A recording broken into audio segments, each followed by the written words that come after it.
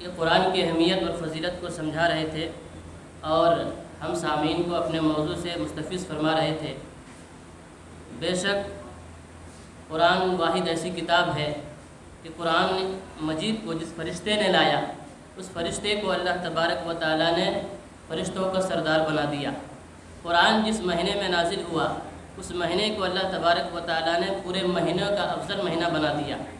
قرآن جس قوم میں نازل ہوئی اللہ رب العالمین نے اس قوم کو آسمان ثریا تک پہنچا دیا۔ شیخ بہت ہی بہتر انداز میں فرما رہے تھے اور یہ کہتے جا رہے تھے، تھی خطابت کبھی میری کمال، تھی خطابت کبھی میری کمال، اب خطابت میری کرامت ہے۔ بہرحال بہت ہی بہتر انداز میں آپ نے ارشاد فرمایا۔ اب اگلے کڑی ہے اس خطابت کے میدان کے میری مراد برادر فہیم مظہر صاحب ہیں۔ برادر فہیم مظہر صاحب، آپ کا موضوع ہے طالب علم پڑھائی میں کیسے دلچسپی لیں۔ آپ کا جو ٹائم ہے 15 منٹ ہے۔ ایک شعر کے ساتھ میں آپ کو دعوت دینا چاہتا ہوں۔ گلوں کی بات نہ گلے پیرہن کی بات کرو، گلوں کی بات نہ گلے پیرہن کی بات کرو، صدیقو آؤ کچھ علم و ہنر کی بات کرو۔ میرے مراد برادر فہیم مظہر صاحب کو آئیں اور اپنے موضوع کی وضاحت کریں۔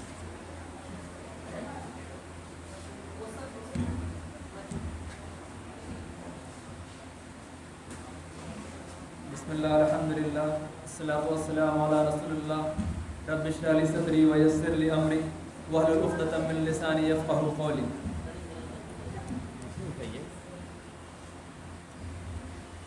ڈائس پر بیٹھے ہوئے تمام شیوخ حضرات اور میرے سامنے حاضر خواتین و حضرات اور میرے باس بڑیاں کے بھائیوں، میں سب سے پہلے آپ تمام حضرات کا حاضرین محفل کا شکر گزار ہوں کہ آپ نے مجھ ناصیز کو اس قابل سمجھا کہ آپ نے اس پروگرام میں مجھے مدعو کیا اور اللہ کے فضل و کرم سے میں یہاں حاضر ہوا۔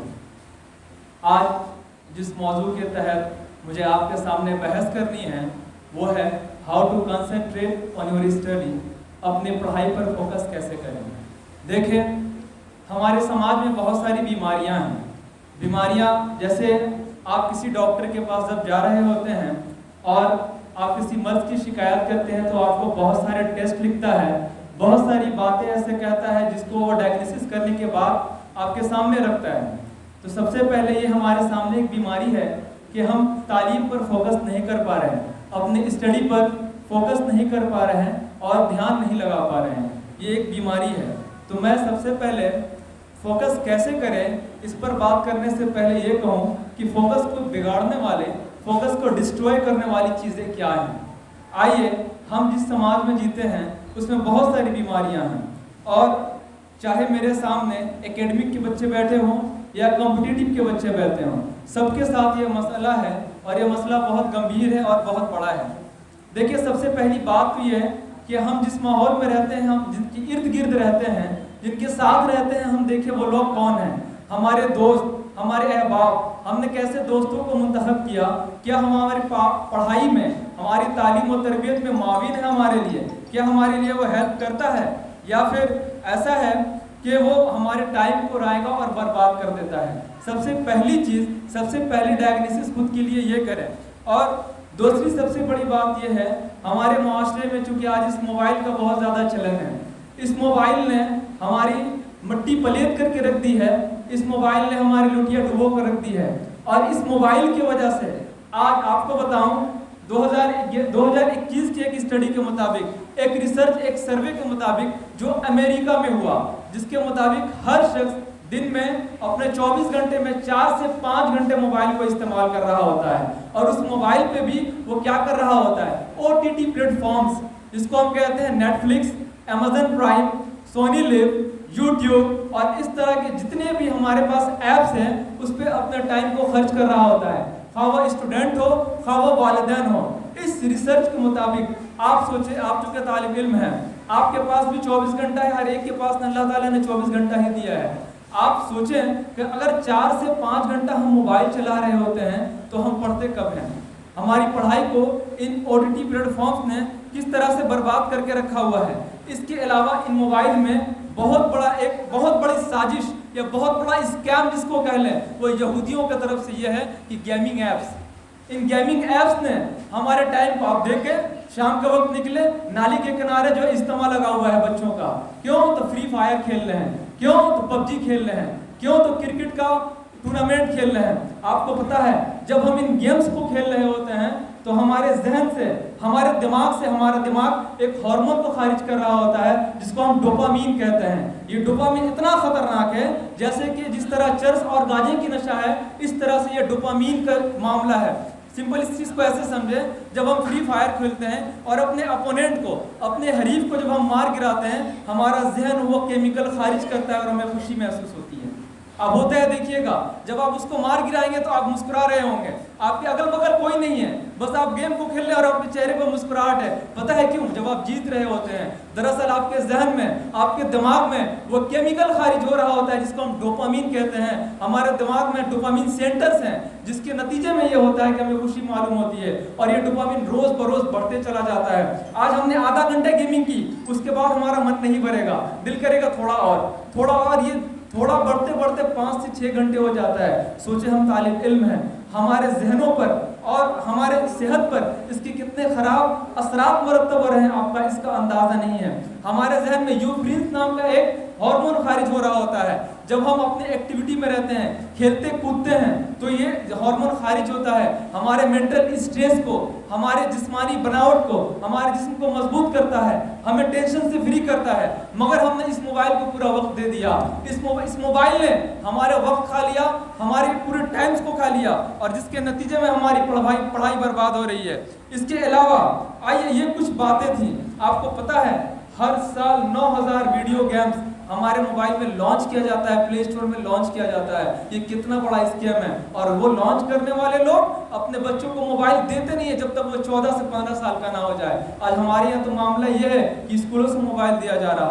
बहरहाल आइए, ये कुछ चीज़ें हैं जिसकी वजह से आज हमारी पढ़ाई बर्बाद हो रही है। आज हम आउट ऑफ फोकस हो रहे हैं, हमारे न्यूरॉन कनेक्ट नहीं कर पा रहे हैं। हम कुछ बातें ऐसी हैं जिस पर हम अमल करके इन सब चीज़ों से हम राहत पा सकते हैं। सबसे पहले हम क्लास 9 के बच्चे हों या कोई एकेडमिक के बच्चे हों या कोई कॉम्पिटिटिव के बच्चे हों, हम ये सोचें हमारे वालिदैन हैं, हमारे सामने बैठे हुए हैं, सबकी उम्मीदें हमसे वाबस्ता हैं। क्या उम्मीदें हैं? हर किसी का लाइफ में कुछ गोल होता है। अगर कोई बच्चा बहुत अच्छा पढ़ने वाला है तो उसका टारगेट है, आज मेरा 70% मार्क्स आया तो मेरा मार्क्स का 75-80% होना चाहिए। हमेशा वो ऊंचाई को देख रहा होता है। ठीक इसी तरह से अपने गोल को सेट किया करें।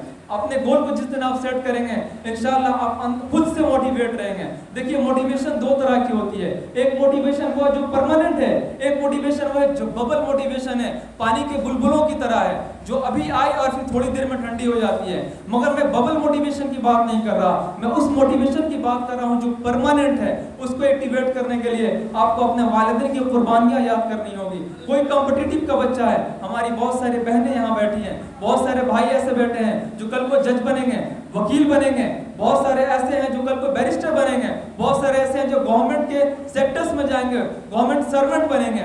उनको जहन में अपने गोल को हमेशा रखें कि मैंने ये काम क्यों शुरू किया था। क्या मेरी पढ़ाई का मकसद पबजी था? क्या मेरी पढ़ाई का मकसद फ्री फायर था?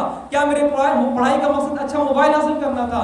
नहीं। अगर यह है तो आप पढ़ाई छोड़ दीजिए, कोई अच्छा काम करने लगिए। आप अपने मकसद को हमेशा ध्यान में रखें, इंशाल्लाह आप हमेशा मोटिवेटेड रहेंगे।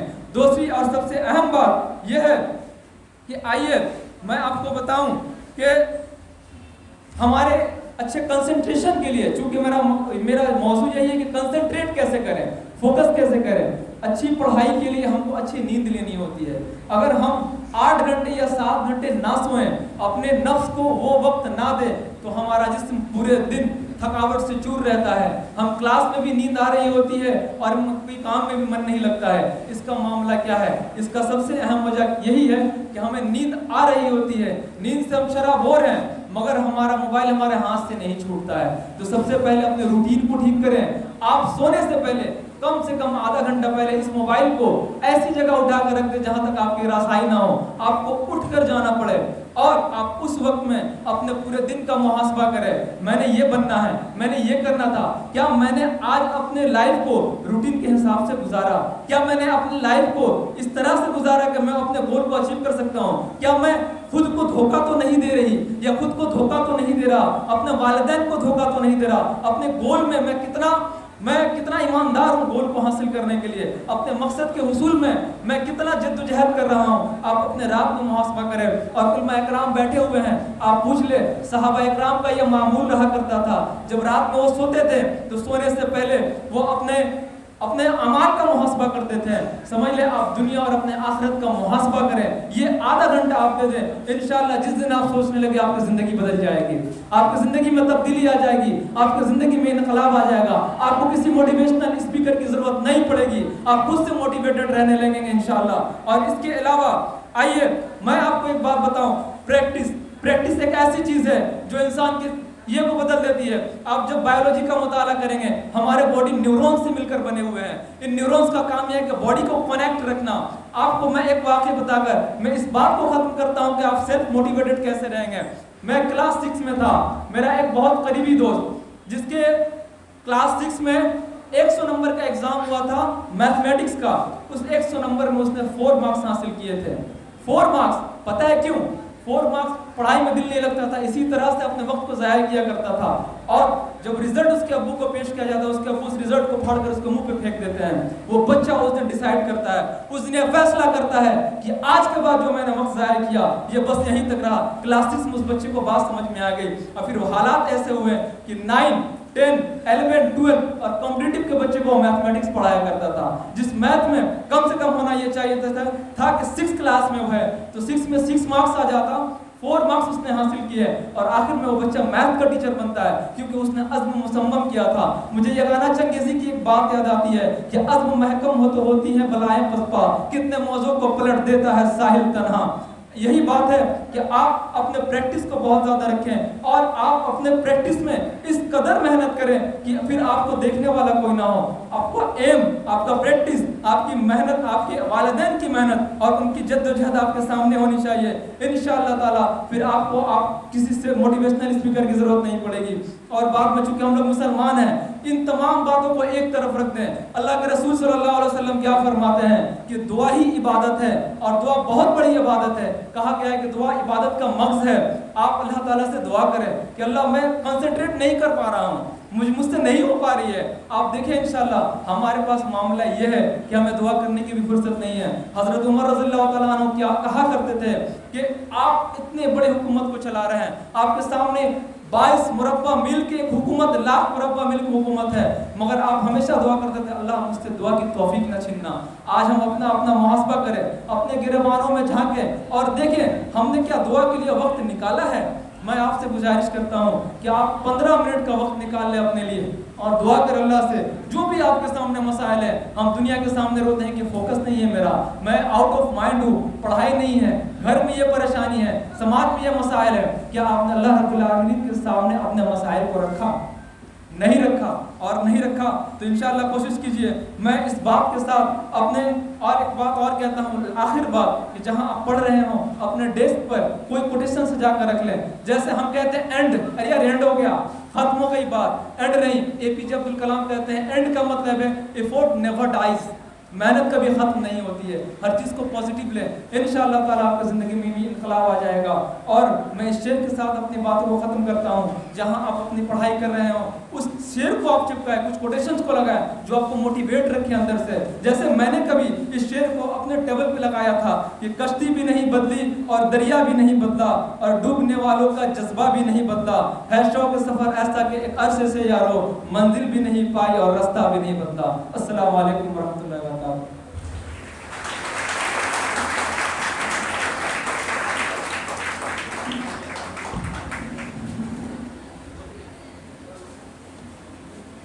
ماشاءاللہ بارک اللہ فی علمک۔ یہ تھے ہمارے برادر فہیم مظہر صاحب، اور جاتے جاتے ہم سامعین کو یہ سمجھا رہے تھے اور ہم طالب علم کو یہ سمجھا رہے تھے کہ طالب علم پڑھائی میں کیسے دلچسپی لے۔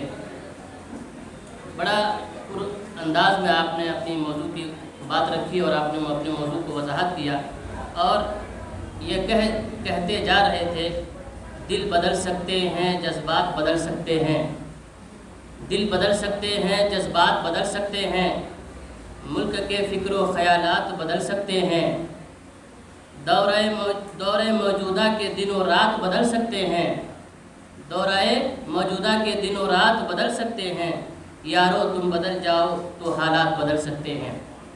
بہرحال